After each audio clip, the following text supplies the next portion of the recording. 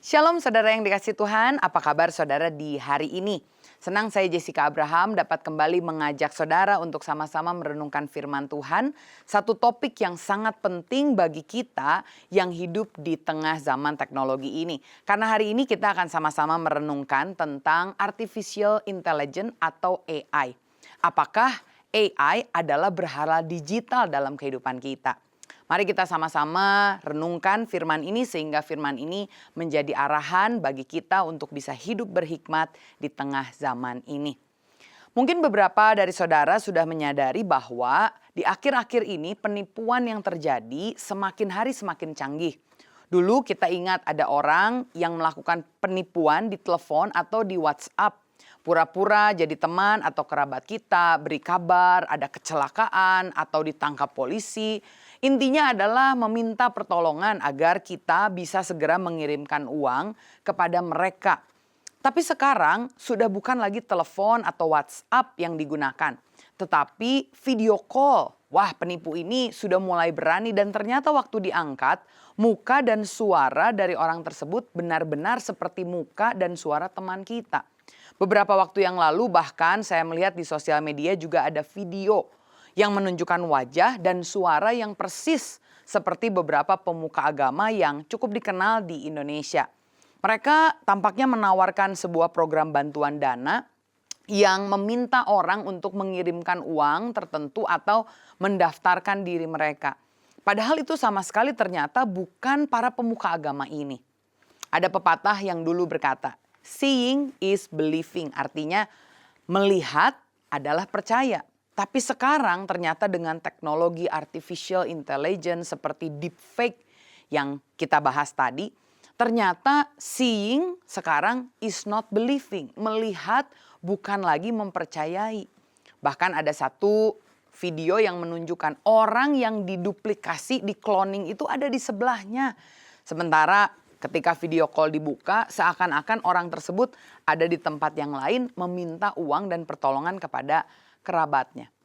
Beberapa saya tahu sudah ada yang tertipu atau bahkan dirugikan dengan teknologi AI ini. Tapi yang lebih parah ada kasus yang lebih tragis, seorang pemuda dan juga remaja di Amerika Serikat, satu usia 23, satu usia di bawah 18 tahun, mengakhiri hidupnya. Kenapa? Ketika dia curhat kepada chatbot, aplikasi di AI, dia curhat tulis pesan teks, dia bilang saya kepikiran untuk mengakhiri hidup. Oh ternyata didukung dan sampai akhirnya keputusan itu yang diambilnya. Ada lagi anak usia 14 tahun yang juga bunuh diri karena cintanya kepada chatbot AI ini. Katanya AI ini diset untuk menirukan tokoh karakter dari film yang dia sukai. Dan di film itu tokoh ini memang meninggal. Dan ketika anak ini diajak untuk pulang dan bertemu, go home and meet me oleh chatbot itu, anak ini kemudian mengakhiri hidupnya. Betapa mengerikan dampak artificial intelligence ini dalam kehidupan kita kalau kita tidak waspada. Dan saya melihat untuk kita sama-sama renungkan setidaknya ada 3 celah berbahaya yang kita perlu jaga dari penggunaan AI ini. Saya melihat yang pertama, artificial intelligence ini memvalidasi suatu kebenaran yang subjektif. Hakim-Hakim 21 ayat 25 menyatakan sebuah prinsip hidup yang sangat berbahaya kalau dilakukan oleh orang-orang. Pada saat itu dilakukan oleh orang Israel dan biarlah ini juga jadi peringatan buat kita. Dikatakan di sana pada zaman itu tidak ada raja di antara orang Israel dan setiap orang berbuat apa yang benar menurut pandangannya sendiri. Artinya mereka tidak peduli lagi apa kata Tuhan, tapi mereka hanya mendengar apa kata pandangan mereka. Akibatnya moral mereka runtuh, dosa yang salah dianggap benar. Dan kita perlu mengerti bahwa teknologi AI yang kita gunakan ini juga tidak punya hati nurani. Sehingga ketika kita bertanya, jawaban yang diberikan adalah hasil dari input kebenaran yang secara subjektif diberikan. Misalnya, kalau kita bilang kita suka daging, maka jawaban dari AI ketika kita tanya, kira-kira hari ini enaknya makan apa ya? Kemungkinan besar dia akan memberikan masukan, masakan-masakan yang berdaging karena dia tahu kita suka makan daging. Sebaliknya kalau inputnya benar atau inputnya salah, maka jawaban yang diberikan juga bisa tergantung, bisa benar, bisa salah. Apalagi kita tahu artificial intelligence ini bisa mengakses internet, dan di internet ada banyak informasi yang benar, tapi juga ada banyak hoax, informasi yang salah. Kalau kita menjawab salah, maka jawaban yang akan kemudian digunakan sebagai dasar dari jawaban lain itu juga salah. Inilah keadaan yang dikenal dengan istilah echo chamber effect atau efek ruang gema. Seperti kita menteriakkan ke dalam sebuah sumur kosong yang tidak berair, ketika kita berteriak, "Kamu cantik," maka yang digemakan itu "kamu cantik." Kalau yang diteriakkan "kamu jelek," maka yang diucapkan balik adalah "kamu jelek." Karena itu kita perlu sangat waspada. Mengetahui bahwa jawaban AI itu tidak objektif dan bukan kebenaran, apalagi kebenaran firman Tuhan. Yang kedua, saya melihat AI juga menciptakan ketergantungan di dalam kehidupan kita. Banyak orang yang sekarang membutuhkan AI untuk bekerja, untuk dekorasi rumah, bahkan untuk menjawab pertanyaan-pertanyaan yang mereka miliki. Saya tidak tahu betapa banyaknya atau berapa dengan tepat input pertanyaan dari orang-orang yang bertanya kepada AI seperti ChatGPT, Gemini, Grok, DeepSeek, dan lain-lainnya. Dari pertanyaan yang sangat susah tentang tujuan hidup, bagaimana mencari pasangan, apakah dia cocok dengan saya, sampai pertanyaan sederhana seperti makan apa hari ini, lebih baik dekorasi warna kuning atau warna hijau, dan seterusnya. Hingga saya melihat ada orang-orang yang kalau belum tanya sama AI, rasanya itu belum yakin akan jawabannya. Banyak juga orang yang jadi malas belajar, kan semuanya bisa tanya AI. Bahkan saya tahu waktu kita SD, menghitung itu digunakan misalnya dengan teknik-teknik tertentu. Tapi anak-anak zaman sekarang terbiasa menggunakan kalkulator. Kalau kita pakai AI untuk memecahkan masalah matematika yang rumit, hasilnya didapat, tapi kita tidak tahu bagaimana cara untuk mendapatkannya. Disinilah AI menciptakan ketergantungan kepada hidup kita. Padahal Yeremia 17 ayat yang kelima berkata, "Terkutuklah orang yang mengandalkan manusia dan menjauhkan hatinya dari Tuhan." Sadarilah bahwa AI ini adalah ciptaan manusia. Dan saat kita bergantung penuh pada ciptaan manusia dan tidak bergantung pada Allah, Allah tidak suka. Apapun yang menggantikan Allah di dalam hidup kita ini disebut sebagai berhala. Jadi kalau kita tidak waspada, AI yang membuat kita tergantung secara emosi, secara motivasi, tergantung secara sosial, ini dapat menjadi berhala dalam kehidupan kita. Yang ketiga, AI juga saya lihat mengganggu koneksi hubungan kita.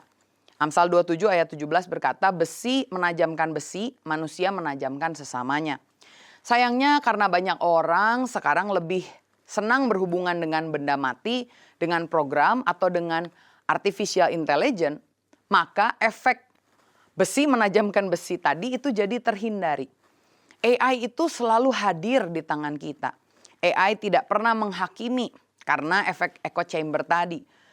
Jawaban yang benar sekalipun kalau kita bilang ini salah, nanti AI akan bilang iya, kamu yang benar, saya yang salah.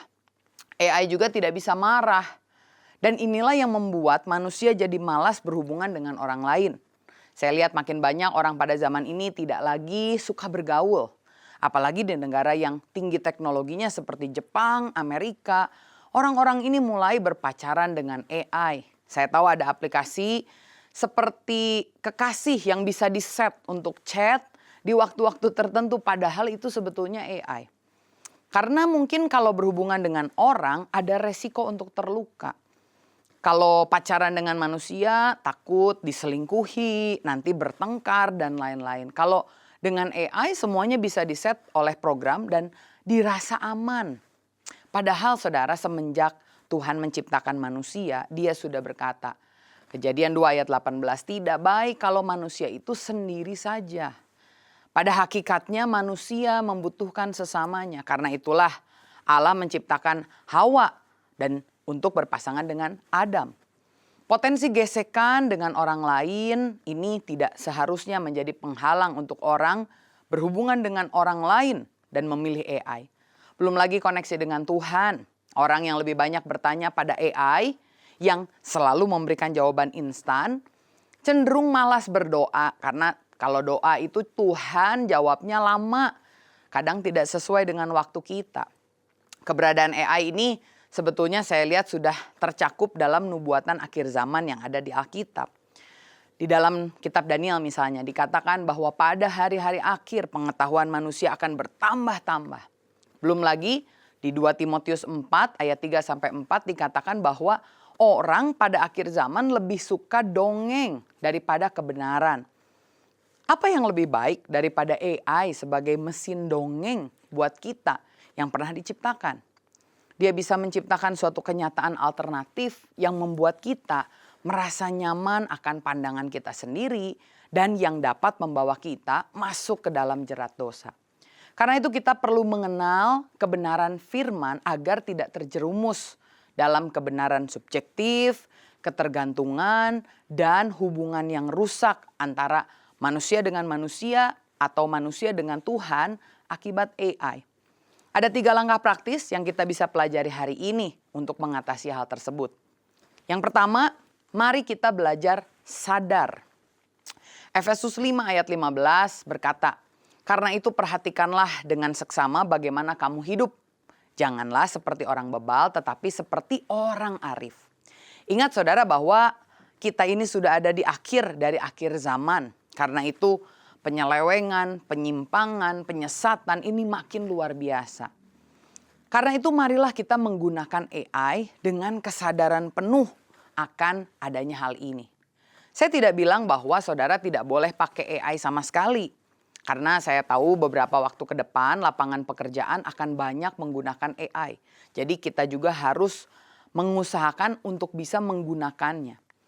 Karena itu kita perlu sangat menyadari bukan sekedar kita naif menolak menggunakan AI, tapi kita menyadari bahwa AI yang dipakai tanpa batasan ini bisa berbahaya. Sadari bahwa hubungan manusia dengan manusia itu tidak bisa digantikan dengan hubungan dengan AI.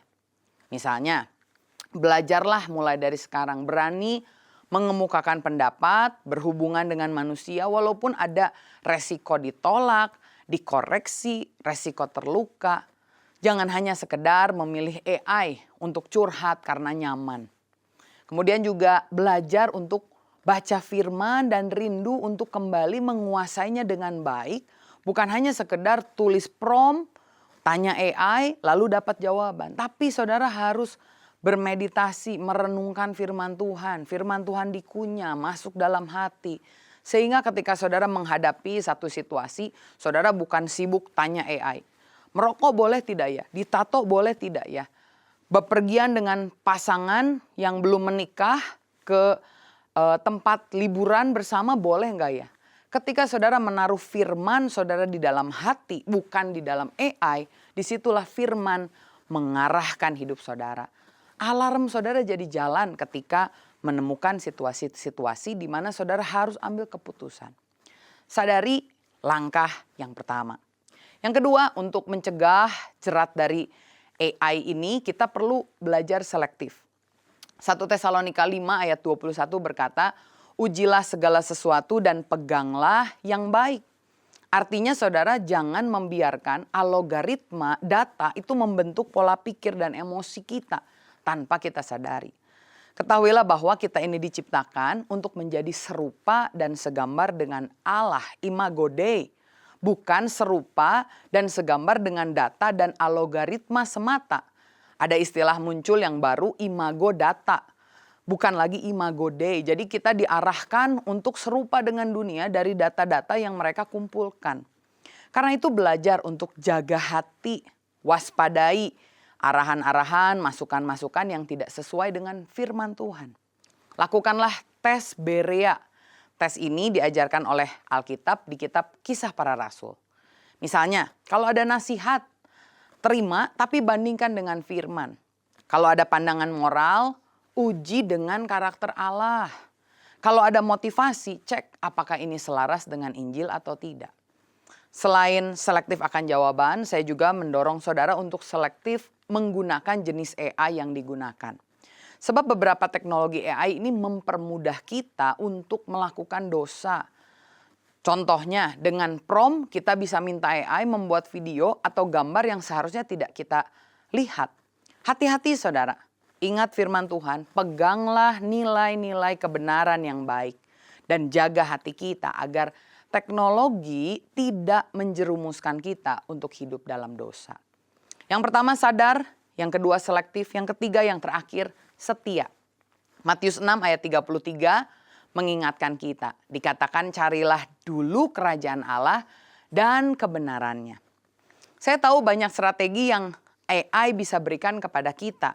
Banyak juga yang kita bisa lakukan dengan AI yang membuat rasanya masa depan kita ini bisa menjadi aman.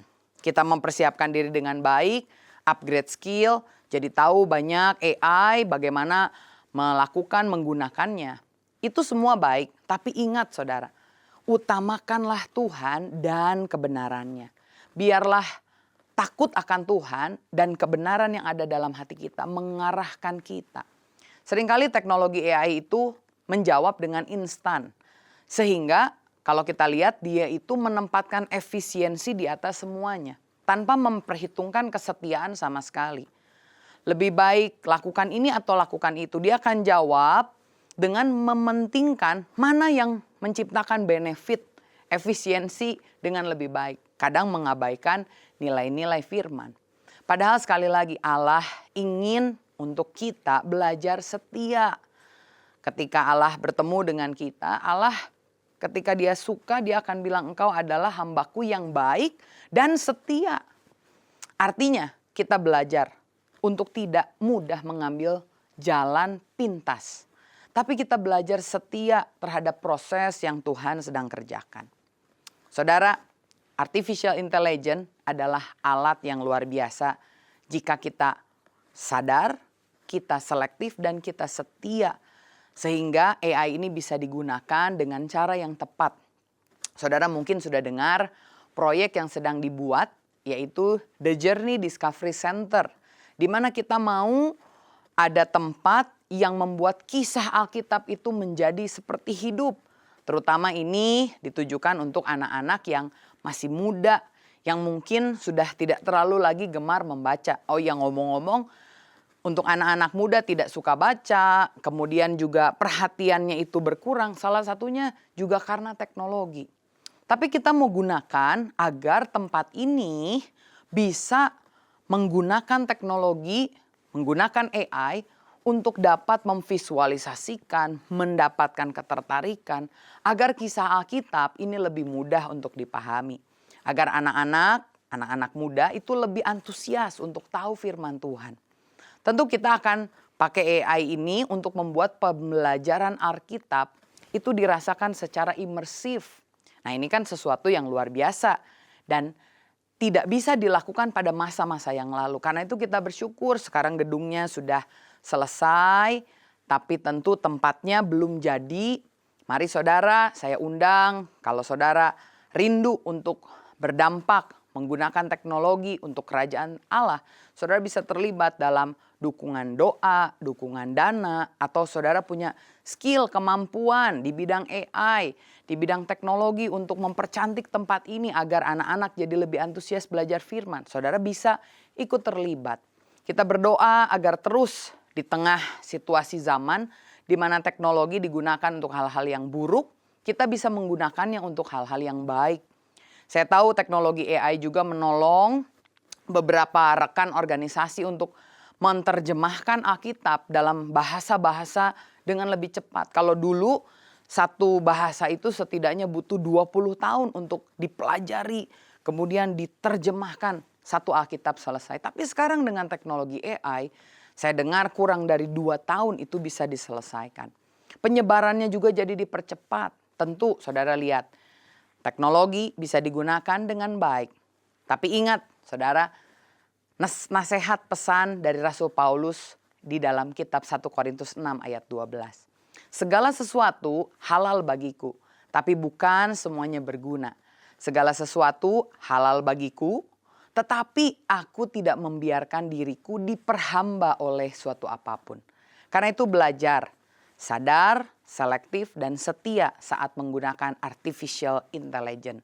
Sehingga AI ini tidak menjadi berhala dalam hidup kita, tapi kita gunakan untuk kemuliaan Tuhan dan biar hanya Tuhan yang selalu berada di dalam hati kita.